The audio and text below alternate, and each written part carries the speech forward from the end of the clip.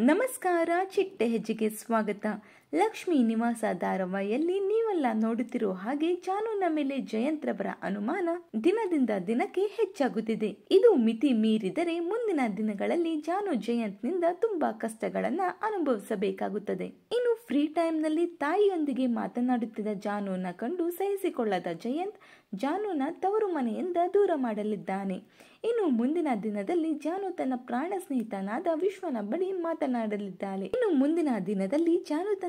ಸ್ನೇಹಿತನಾದ ವಿಶ್ವನ ಬಳಿ ಮಾತನಾಡಲಿದ್ದಾಳೆ. ಈ ವಿಷಯ ಏನಾದರೂ ಜಯಂತ್ಗೆ ತಿಳಿದರೆ ಜಯಂತ್ ವಿಶ್ವನಿಗೆ ಒಂದು ಗತಿ ಮಾಡುವ ಸಾಧ್ಯತೆ ಇದೆ.